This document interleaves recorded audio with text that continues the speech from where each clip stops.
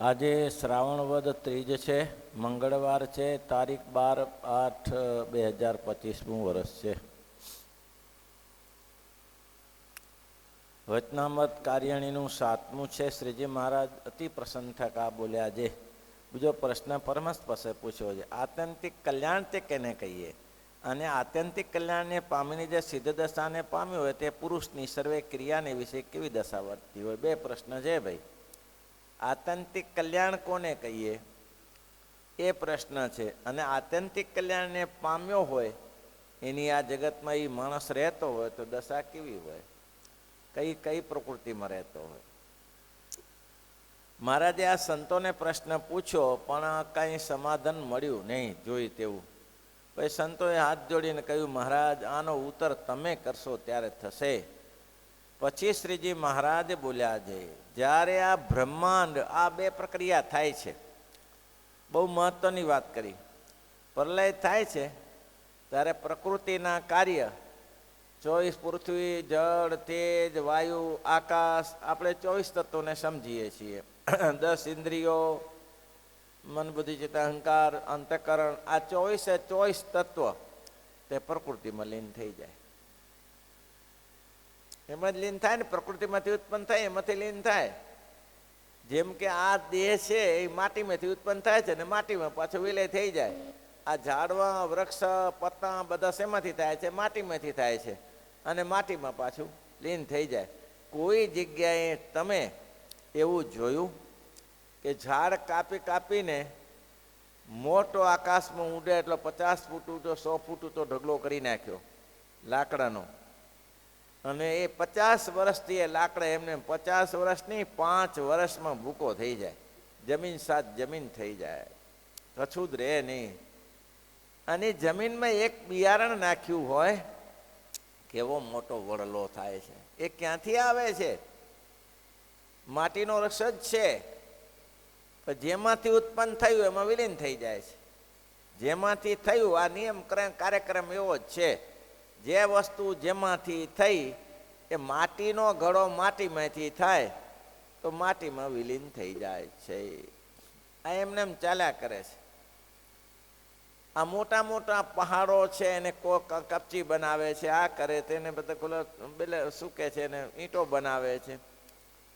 તો કે સમય જતા શું થાય? પહાડો ખલાસ થઈ જશે તો કે એક ઝાટકો મારશે ભૂકંપનો, અને જે જગ્યાએ હતું નતું કરી નાખશે, અને પાછા પહાડ ઊભા થઈ જશે, અને ધીમે ધીમે ધીમે ધીમે શેકાતા શેકાતા એ પાછા પથ્થર બની જશે.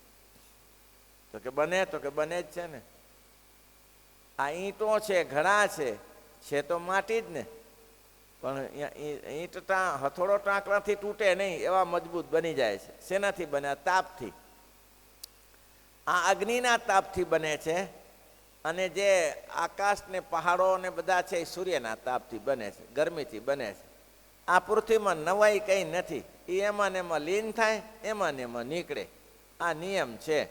માણસ જન્મે અને માણસ મરે.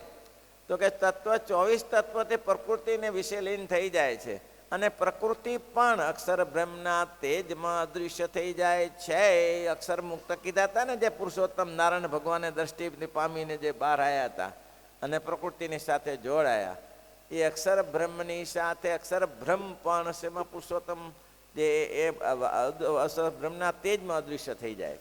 કોણ? અક્ષર બ્રહ્મ હતા. એ પોતે અક્ષરધામમાં ચાલ્યા જાય. એને તેજ કહો કે દિવ્ય મૂર્તિ કહો. મહારાજ કે અક્ષરધામ અક્ષર બ્રહ્મ તો બે પ્રકારે મહારાજની સેવામાં પણ રહે છે. એક સ્વરૂપે કરીને શ્રીજી મહારાજની સેવામાં રહે છે, અને બીજે સ્વરૂપે ભગવાનને ધરી રહ્યું છે. અક્ષરનું આ બે સ્વરૂપ છે. અદૃશ્ય થઈ જાય છે પછી એટલું સચિદાનંદ ચિદ્દ ઘન તેજ જ રહે છે. કોને દેખાય? આપણે જેવાને એ જ દેખાય, સુચિત દેખાય, અને તે તેજ રહે છે. અને તેજને વિશે દિવ્ય મૂર્તિ એવા જે પુરુષોત્તમ ભગવાન વાસુદેવ અખાન વિરાજમાન છે ને છે. એ તો છે ને છે. નેતિ નેતિ કરીની ગામ જેના ગુણાની સદીન ગાય રે. નેતિ નેતિ કરીની ગામ જેના ગુણની સદીન ગાય રે એ જે વાતો એક જય છે બીજે કેમાં થવાય રે એકોહમ બહુશ્યમ પ્રજા જય એક ભગવાન રહે છે પણ કેવી રીતે નિત્યો નિત્યાનમ ચેતનો ચેતનાનમ એકો બહુનમ બહુધરાથી કામમ આ સૂત્ર છે બધા વેદાંતના તે ભગવાન નિત્યમાં નિત્ય છે અક્ષરધામમાં મુક્ત પણ છે ને મહારાજ પણ છે પણ મહારાજના તેજે કરીને મુક્ત દેખાતા નથી એકલા મહારાજ દેખાય છે એટલે કે છે શું કે છે એ પુરુષોત્તમ વાસુદેવ ભગવાન અખંડ વિરાજમાન રહે છે કારણ સૂરજ જેવા એક સૂરજ છે શશી સરીખા શશી રે સૂર્ય જેવો કોઈ બીજો સૂર્ય થાય અને હશે તો આપણે બીજા બ્રહ્માંડમાં હશે આ બ્રહ્માંડમાં તો આપણે એક સૂર્ય દેખાય છે સૂરજ સરખા એક સૂરજ છે શશી સરીખા શશી રે સિંધુ સરીખા એક સિંધુ છે એને ઉપમા કશી રે નીર સરીખ સમીર શૂન્ય સરીખો એક શૂન્ય છે ખો સમીર રે નીર સરીખું એક નીર છે સરીખું તે જ પેલું આવે પછી નીરા તો આવા ભગવાન છે એમ એ જે વાતો એક જય છે એના જેવા બીજે ના થવાય ભગવાન જેવા કોઈ ભગવાન નથી ગમે તે કરો પણ એ મહારાજ કે સ્વરૂપ છે એકલા વાસુદેવ ભગવાન અક્ષરધામમાં બિરાજમાન રહે છે બે પરિસ્થિતિ બતાવે છે જેને આત્યંતિક કલ્યાણ જેને પામીને પછી જેની સિદ્ધ દશા થઈ હોય તેની કેવી સ્થિતિ હોય એ સ્થિતિ એ મહારાજે લાંબુ લીધું આખું તે તેજને વિશે મૂર્તિ એવા પુરુષોત્તમ ભગવાન વાસુદેવ તે અખંડ વિરાજમાન રહે છે અને તેજ પોતે દિવ્ય મૂર્તિ થકા જીવના કલ્યાણ અર્થે મનુષ્યાકૃતિ કરીને પૃથ્વીની છે સર્વજન્ય નયન ગોચર થકા વિચરે છે આ બિરાજે છે ને આજે તમારા સામે બેઠા છે ને મહારાજ કહેવાનું એ છે મહારાજ કહે છે તમારા સામે જે બેઠા છે એ કેવા છે ન તદ ભાષ્યતે સૂર્યો ન શશાંકો ન પાવક જદગત્વા ન નિવર્તન્તે તદ્ધામ બોલ્યા શ્રી હરિ રે સાંભળો નર નારી હરિજન મારી એક વાર્તા રે સૌને સંભળાવ્યાનું છે મન મારી મુહ મારા લોક ભોગન મુક્ત સર્વે દિવ્ય છે રે ત્યાં તો જોયાની છે દુઃખ મારું ધામ અક્ષર અમૃત જેનું નામ સર્વે સામરથી રે શક્તિ ગુણે કરી એક એક કડીમાં મહારાજા પોતે બોલેલા છે પ્રેમાનંદ સ્વામી શ્રીજી મહારાજ બધા ચોમાસાના નિયમ લેતા હતા ત્યારે બધાય સંતોએ કોઈ ઉપવાસ કરવા કોઈ ધારણા પારણા કોઈ માળા કરવી આ લીધું ત્યારે મુક્તા મહારાજ કે છે અમે એ નિયમ લઈ છીએ સવારે વેલમાં બેસાડીને મુક્તાનંદ સ્વામીને ને પ્રેમાનંદ સ્વામીને ઘેલે સ્નાન કરવા જવાનું બને સંતોને બાતે મહારાજ ગાડી ચલાવે ભગવાન જ્યારે સરળ બને છે ને ત્યારે અતિ સરળ બને છે ભક્તને વશ થઈ જાય છે પ્રેમ કે બસ અર્જુન રથ હાંક્યો પ્રેમ કે બસ અર્જુન રથ હાંક્યો ભૂલ ગઈ ઠકુરાઈ ભૂલ ગઈ પ્રેમ કે બસ વિદુર ઘર ગાયે પ્રેમ કે બસ વિદુરના ઘરે જઈને ભાજી ખાધી દુર્યોધનના 56 ભોજનનો ત્યાગ ભગવાન કે પ્રેમાધીન છું મહારાજે એટલું સુધી કહ્યું કે મહારાજે એકાંતિક ભક્ત તેનો હું દાસાનું દાસ છું એની સેવા કરવું સદા એને કી સેવા એની હું સેવા કરું છું અને મહારાજ દોડીને જતા ક્યાંક ભક્તને કષ્ટ પડતું તો મહારાજ કોઈ જગ્યાએ પાણીમાં સંતો તળા તો મહારાજ નાવડું લઈને જતા, કોઈ ઝેર આપી જાય તો ત્યાં જતા. આવી શ્રીજી મહારાજ કહે છે એ જે થકા નયન ગોચર વિચરે છે ત્યારે આ જગતમાં અણસમજવું છે તે ભગવાનને માઇક ગુણે જાણે છે, આપણા જેવા જ છે. એટલા માટે તો ઘણા દ્રષ્ટાંત આપ્યા ને કે પેલા ભાઈ કે તમારા મારામાં ફેર છું, તમારે 2 પગ છે મારે 2 પગ છે, તમારે 2 હાથ છે મારે 2 હાથ છે, 2 આંખો છે 2 કાન છે, તો એમાં તમારા મારામાં ફેર શું? મહારાજ કે આ તો પગ દુખે છે મારા પગ દબાય, એટલે આ પગ દબાવવાનું છે એટલે વચ્ચે મારે પગ દબાવવાનું થયું પાછું. પેલા એટલે ચપ્પો રહી ગયો, માથું દબાવ્યું, ફૂટબોલ જેમ હવા વગર નીકળ્યું. મહારાજ કે અમે તમારા જેવા? અરે મહારાજ તમે તો કોઈ અલૌકિક છો, આવું તો થાય નહીં. એટલે આ મહારાજ કે અમે કરવું પડે છે. કેમ? તો કે દિવ્ય ભાવ લાવવાને માટે જ. પછી મહારાજે કીધું કે આની પરિણામ એ આવે છે કે આ લોકોને આ મનુષ્ય ભાવ આવી જાય છે એટલે વેદાંત શાસ્ત્રએ ભગવાનને નિર્ગુણ કયા છે. નિર્ગુણ એટલે કે સત્વ રજ અને તમ 3 ગુણથી ભગવાન રહી જ છે. એ ગુણ મહારાજમાં નથી. ભગવાન દિવ્ય છે. એક આખા અને પીપલાણામાં એક સાથે કથા કરી શકે, બ્રાહ્મણોને 84 કરી શકે, 6 મહિના સુધી. એ ભગવાન દિવ્ય છે. એ પુરુષોત્તમ નારાયણ ધારે તો વડનગર ને વિસનગરમાં એક સાથે સભા કરી શકે, સભા કરી શકે. જેટલા સંતો તે રૂપે પોતે થાય. એ ભગવાન કૃષ્ણ ધારે તો રાસ પંચાયતમાં જેટલી ગોપીઓ તેટલા પોતે થઈ શકે છે. અને મહારાજી ધારે તો પંચાળામાં 500 પરમહંસના 500 રૂપિયા થયા, પણ મહારાજ કે દિવ્ય દ્રષ્ટિવાળા દેખી શકે, સામાન્ય ન દેખી શકે. એના માટે દિવ્ય દ્રષ્ટિ. ભગવાન અર્જુનને જોવું તું સ્વરૂપ તો ન દેખાનું. ભગવાન કે તને દિવ્ય દ્રષ્ટિ આપું પછી દેખાશે. અને દિવ્ય દ્રષ્ટિ આપી ત્યારે ખબર પડી કે ઓહો હો આ હા હા, હું જેને માનું છું ભઈના દીકરા એ કાંઈ ભઈના દીકરા નથી, અનંત કોટી બ્રહ્માંડના અધિપતિ છે. એ મનાય ત્યારે થાય ને. આ જગતમાં મહાપુરુષો હોય એને ઓળખાતા નથી, અને જો ઓળખાને તો સેવા કરવા લાગી પડે, પણ એને મહાપુરુષોને ઓળખાતા નથી, એ નથી ઓળખાતા. વિસનગરમાં જ્ઞાન સ્વામી હતા, તે જ્ઞાન સ્વરૂપ સ્વામી હતા. એને લોકો શું સવાર પડે ત્યારે 200 500 રૂપિયા સેવા કરવા તૈયાર થઈ જાય. હવે બધા ભેગા થઈને ચા નવડાવે જમાડે. બધા ઉંમર થઈ સ્વામીની, બહુ વૃદ્ધાવસ્થા થઈ ગયેલી, પણ 200 500 રૂપિયા મોટા મોટા ડોક્ટરો અને એન્જિનિયરો ને સવારે સ્નાન કરાવવા માટે, સ્વામીની પૂજા કરાવવા માટે આવી જાય. તે શું આ બધા ભેગા થઈને પણ માને કે આપણે કંઈક લાભ મળી જાય, સ્વામીની ધોતી ઉઠાવવાનો ધોવાનો લાભ મળી જાય, આપણું કામ થઈ જાય. સમર્થ કેવા જ્ઞાન સ્વામી, સમર્થ કેવા. એક હરિભક્તોએ પૂછ્યું, સ્વામી કે ક્યાં જાય? ખેતરમાં મગફળી વાવી છે. અચ્છા. એટલે પેલા શિયાળિયા હતા ને, પેલા શિયાળિયા ભૂંડ ખાઈ જાય એટલે ચોકી કરવા જાઉં છું. તો જતો નહીં, ઉભો રહે. તો સ્વામી તો મંદિરમાં એકલા જ હતા, અમે જોયા ત્યારે એકલા જ હતા. સ્વામી તો આરતી કરવા લાગ્યા. પેલો નીકળી ગયો એટલે સ્વામી કીધું ઉભો રહેજે.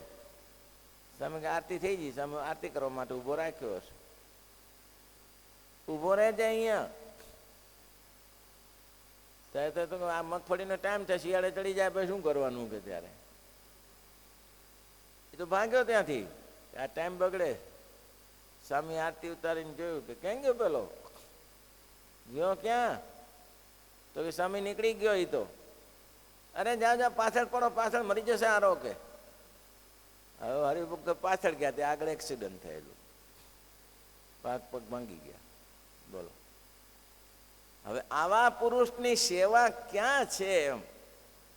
અને મહાપુરુષના વચનમાં વિશ્વાસ હોય તો જેમ ભગવાન સંકલ્પ સિદ્ધ કરે છે એમ મહાપુરુષો પણ પોતાના સંકલ્પ સિદ્ધ કરે છે. વિશ્વાસ હોવો જોઈએ. વિશ્વાસ નથી તો ગમે તે પુરાણ શાસ્ત્ર વાંચો તોય શું વાંચ્યા બરાબર છે. કેવું શ્રીજી મહારાજે, એટલા જ માટે મહારાજને વિશે માઇક ભાવ ના આવી જાય એટલે મહારાજે ભગવાનને નિર્ગુણ કયા છે, સર્વવ્યાપક કયા છે. છેદ્ય કયા છે, અભેદ્ય કયા છે, કપાય નહીં, સડે નહીં એવા મહારાજ છે. કેમ વેદાંત શાસ્ત્ર ને પુરાણ શાસ્ત્ર, જોગ શાસ્ત્ર, પંચરાત્ર, વેદાંત અને આને શેના માટે સાંખ્ય શાસ્ત્રને આ કહેવું પડ્યું? સાંખ્ય શાસ્ત્ર મેં એમ કહ્યું કે જે કોઈ જન્મે છે મરે છે એટલે તરત નિર્ગુણ શાસ્ત્ર કે એ એવું ન હોય, વેદાંત શાસ્ત્ર કે એવું ન હોઈ શકે. ભગવાન તો કાંઈ મરતા નથી, સડતા નથી, સુકાતા નથી. ભગવાન શ્રી કૃષ્ણ પાજીને પીપળે જ્યારે શરીર છોડ્યું ત્યારે પરાધીના બાણથી છોડ્યું ત્યારે જે લોકો આસુરી હતા શું કીધું? મરી ગયા, મરી ગયા, મરી ગયા. ત્યારે દેવી હતા એને શું કીધું? કાંઈ ભગવાન મરે નહીં, અહીંથી અદૃશ્ય થઈને બીજી જગ્યાએ દેખાશે. તો એ ભગવાન કૃષ્ણના એવી રીતે મરી ગયા, તો એ આ શરીર છોડી દીધું, તો એ આ જગતમાં કૃષ્ણના મંદિરો ઢગલા બંધ નથી. કારકિર્દી ભૂલાય?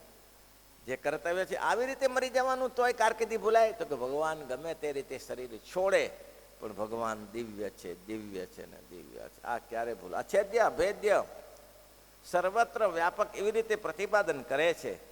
તે જીવની બુદ્ધિમયથી માયિક ભાવ ટાળવાને અર્થે નિર્ગુણપણે પ્રતિપાદન કરે છે.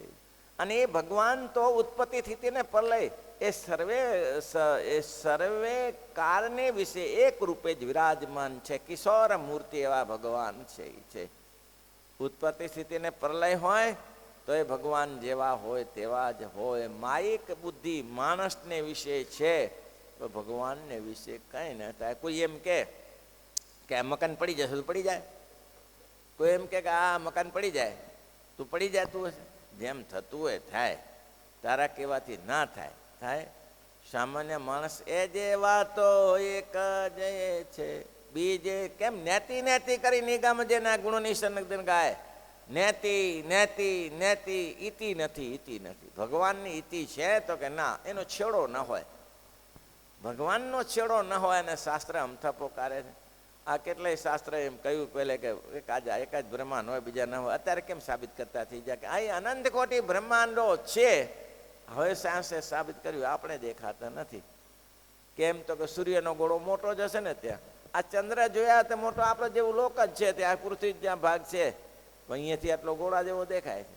તે આ બ્રહ્માંડો આટલા મોટા હશે તે કેવા મોટા હશે? નજર ના આવે, આના આનંદ જેવા જ હશે, આનાથી એ મોટા હશે પણ દેખાય છે. અને એટલા જ માટે સ્વામી પૂછ્યું કે મહારાજ, જે પુરુષોત્તમ નારાયણ જે અહીંયા બિરાજે છે એ દરેક બ્રહ્માંડમાં હોય છે કે આ એક જ બ્રહ્માંડમાં હોય છે? મહારાજ કે એવું ના હોય. એને જ્યાં જ્યાં કાર્ય કરવું ઘટે તે બ્રહ્માંડમાં જાય છે. તો કે પછી પ્રશ્ન બીજો, તો કે એ બ્રહ્માંડમાં આવી જ મૂર્તિ હશે કે બીજી મૂર્તિ હશે? મહારાજ કે એવું એ ના હોય. કેમ? એને યોગ્ય રીતે જ્યાં માણસ હોય, જેવી રીતે પ્રકૃતિ હોય એને ત્યાં અલગ અલગ હશે. તો ત્યાં મહારાજ કે એવી રીતે હશે. જુઓ ને, આપણે આ પૃથ્વી ઉપર જ એટલો ફેર પડે છે, નથી પડતો? નેપાળીઓ ઠેંગડા જ હોય ને, પંજાબી ઊંચા જ હોય, તો અહીંયા ફેર પડતો નથી. તો ત્યાં તો ફેર પડે, ત્યાં બીજી રીતનું કંઈક હશે. એટલે ભગવાન પણ તેવા રૂપને ધારણ કરે છે. એટલે કે છે ઉત્પત્તિ સ્થિતિને પ્રલયને વિશે એક કાળને વિશે એક જ વિરાજમાન છે. અને માયિક પદાર્થને પેઠે વિકારને પામતા નથી, સદા દિવ્ય રૂપે વિરાજ. માયિક પદાર્થ વિકાર પામે. આપણે માયિક છીએ તો આપણે જન્મી ત્યારે નાના હોઈએ, પછી મોટા થઈએ, પછી લગ્ન થાય, પછી ધંધાપાણી કરીએ, પછી પરણી જાય, પછી છોકરા હોય, પછી પોતે લાકડી લઈને ટેકે ટેકે ચાલતો હોય. આ બધું પરિણામ આવે ને આપણામાં. તો મકાન હોય તો મકાનને રંગરોગણ ના કરો તો એમાંય તકલીફ થાય. એ બધી માયિક વસ્તુ છે, એમાં પરિવર્તન આવે. અહીંયા તમે નવામાં નવું બુક મૂકી રાખો તો છણે છણે પરિવર્તન આવે. છણે છણે દેખાતું નથી, પરિવર્તન આવે. તો જો તમે આ સૂર્ય સવારે ઉગે છે તો સાંજે અસ્તાચળે જાય છે, આમ નજર નાખો તો દેખાય એ ચાલ્યો, એ ચાલ્યો, ચાલ્યો, ચાલ્યો. દેખાય છે? દેખાય છે? બહુ દોડે છે, બહુ દોડે છે, દેખાય છે. કારણ કે એટલી ઊંચાઈ એટલી છે, ગતિને ખબર નહીં. તો તું દોડતો તો હશે ને ભાઈ, સવારથી સાંજ સુધી કેટલી ગતિ હશે બોલો? કેટલો ચક્કર મારતો હશે. એટલે બધી પૃથ્વી જે હોય તે ભલે, પણ તે ચક્કર તો છે ને આખો. નહીં દેખાય તમને? અરે આ તમને સફરજનનું સ્થળ હોય કે પપૈયું, આ સફરજન તો નાનું હોય પણ પત્તરગાળું આટલું મોટું હોય, 20-20 કિલોના હોય. તરબૂચ 10-15 કિલોના હોય. તો તમે જોયા કરો તો દેખાય મોટું થયું, મોટું થયું, વધ્યું, વધ્યું, વધ્યું, વધ્યું, વધ્યું. દેખાય? દેખાય ભાઈ? આ તરવું આટલું મોટું થાય તો 15-20માં કેવું નવટું નગારા જેવું થઈ જાય છે ને. તમારી દ્રષ્ટિ પહોંચવા સમર્થ નથી. ભગવાનની પ્રકૃતિમાં તમારી દ્રષ્ટિ ના પહોંચે એને જ પુરુષોત્તમ નારાયણની કૃતિ કહેવાય. એમાં આપણી દ્રષ્ટિ ના પહોંચે ભાઈ. બસ હવે કહી દીધું મહારાજે, વિરાજમાન છે. એવી રીતે પ્રત્યક્ષ પુરુષોત્તમને વિશે દ્રઢ નિષ્ઠા તેને આત્યંતિક કલ્યાણ કહીએ. કેવી નિષ્ઠા? મારા પ્રભુમાં પ્રકૃતિનો કંઈ ભાવ છે નહીં, દિવ્ય છે ને અછેદ્ય છે, અભેદ્ય છે, જેવા છે તેવા. ભલે તમારી સાથે બેસતા હોય, ખાતા હોય, પીતા હોય, પણ એ તો એ જેવા તો એક જ છે. નેતિ નેતિ કરી નિગમ જેને ગુણ નિષદીને ગાય. આવું જે સમજવું તેને એકાંતિક દશા કહેવાય, એકાંતિક કલ્યાણ થયું કહેવાય. તો કે એવી નિષ્ઠાને પામીને સિદ્ધ દશાને પામ્યો હોય તેની આવી દશા હોય છે. પિંડ બ્રહ્માંડનો તથા પ્રકૃતિનો પલ્લે થયા પછી અક્ષરધામને જે ભગવાનની મૂર્તિ અખંડ બિરાજમાન છે તે મૂર્તિને વિશે, સ્થાવર જંગમ સર્વે આકારને વિશે જ્યાં જ્યાં દ્રષ્ટિ જાય ત્યાં સાક્ષાત્કાર દેખે. એવા ઘણા સંતો થઈ ગયા. સંતદાસજી હતા તો ત્યાંથી બદ્રિકાશ્રમમાંથી આવ્યા, કરિયાણા ગામમાં ભેગા થયા. તો મહારાજે કીધું આ સંતદાસજી આવ્યા. હા આવ્યા. બીજી વાતો બધી લાંબી છે. એને કીધું સ્વામી તમે હવે સત્સંગમાં રહેજો. સંતો કે સ્વામી કયો ને હવે સત્સંગમાં. મહારાજ કયો સત્સંગમાં રહે. સ્વામી હવે તમે સત્સંગમાં રહેજો, હવે ફરતા નહીં. તો હા નહીં ફરું છું મહારાજ. મહારાજ જ્યાં જમ્યા ને આ ભાગ્યા. મહારાજ જમવા ગયા ને ભાગ્યા પાસે. લોકો કે મહારાજ સંતદાસજી ગયા. મહારાજ કે એમ? તો ક્યાં? મહારાજ પાછળ દોડ્યા. મહારાજ પાછળ પકડી આવ્યો. તમને કીધું તને સત્સંગમાં રહો. હા મહારાજ સત્સંગમાં જ છું, સત્સંગમાં જ રહ્યો. ફરી મહારાજ જમવા બેઠા ને ફરી થોડી વાર તે ભાગ્યા. મહારાજ કે એ તો ગયા. મહારાજ કે જવા દો ને બાપા, જ્યાં જાય ત્યાં. પણ એ ક્યાં જશે? જ્યાં જાય ત્યાં. હવે એને ખબર જ નથી. અને એટલા માટે શાસ્ત્રમાં કહ્યું કે એક તો મળમૂત્ર ભર્યો છે કે ભગવાનની પૂજા પાઠ કરે છે ને એક તો શુદ્ધ પવિત્ર થઈને કરે છે. બેમાં શ્રેષ્ઠ કે કારણીને ઉત્તમ છે. તો કે મહારાજ કે જે પવિત્ર થઈને કરે, પહેલા મહારાજ કે દેહ દશાવાળો છે, એને શરીરની બધું ભાન છે, ખાવું પીવું. પોલાને ખબર જ ન. સંતદાસજીને શું ખબર હોય? ખાધું તો ખાધું, નાયા તો નાયા, ન નાયા તો કંઈ નહીં. કપડાં પહેર્યા તો પહેર્યા ને હા હાલ્યા જે છે. શું કપડાં? રસ્તામાં આવતો ચોર કપડાં કાઢી ગયા તો એમને 15 દિવસ પડ્યા રહ્યા. હા તો નહીં કંઈ નહીં. એને ખબર જ નહીં કપડાં પહેર્યા છે કે નહીં. વળી એક બાવાજી પહેરાયા કપડાં પાયા, એ એક લૂંટી ગયા. જે થાય થાય. આકારને જોયા ત્યાં જ્યાં દ્રષ્ટિ જાય ત્યાં સાક્ષાત્કાર દેખે. તેને મૂર્તિ વિના બીજું અણુ માત્ર પણ ભાસે નહીં. એટલે તો મુક્તાન સમય જ્યાં દેખો ત્યાં રામજી બીજું કઈ ન ભાસે રે. જ્યાં દેખો ત્યાં રામજી બીજું કઈ ન. બસ જ્યાં જોવું તો ભગવાન જ દેખાય. આ વેતનામતની સિદ્ધ દશાનું આ લક્ષણ. એક તો આત્યંતિક કલ્યાણનું બતાવ્યું અને સિદ્ધ દશાનું બતાવ્યું. શ્રીપતિ શ્રીધરમ સર